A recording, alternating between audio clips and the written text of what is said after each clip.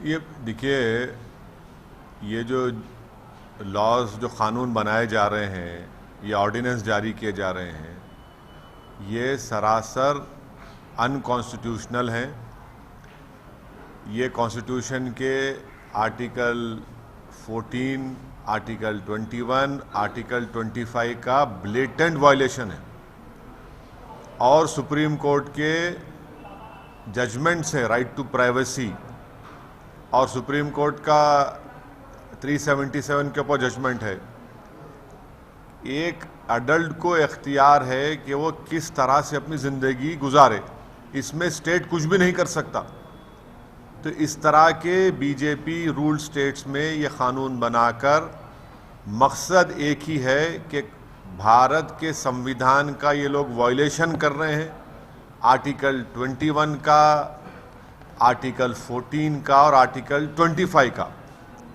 ان کو کوئی رائٹ ہی نہیں ہے۔ اگر کوئی اڈلٹ ہے تو وہ کس سے بھی شادی کر سکتا ہے۔ اب تو پیزا کھانے کے اوپر بھی کیس بک کیا جا رہا ہے، کافی پی رہے ہیں تو کیس بک کیا جا رہا ہے، ایک مہیلا کا مس کیریج ہو گیا۔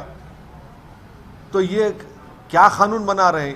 مقصد ایک ہی ہے کہ ایک تو سمویدھان کے دھجیاں اڑا دو، دوسرا پورے دیش میں مسلمانوں کے، مسلم مائنورٹی کے تعلق سے ایک نفرت کی فضا کو پیدا کرو۔ اب تو وہ دن دور نہیں ہے جب اس وقت کے ساؤتھ افریقہ میں ہمارے father of the nation Bapu کو ٹرین سے ڈھکیل دیا گیا تھا، اس لیے کہ لکھا گیا تھا ٹرین کے اوپر کہ یہاں پر براؤن لوگ نہیں بیٹھیں گے۔ تو کیا اب اس طرح کا قانون نکالیں گے آپ کے کہ یہاں پر مسلمان نہیں بیٹھے گا، یہاں پر دلت نہیں بیٹھے گا؟ کیا کرنے جا رہے ہیں دیش کو آپ؟ کس جگہ، کس راہ پہ لے کے جا رہے ہیں دیش کو آپ؟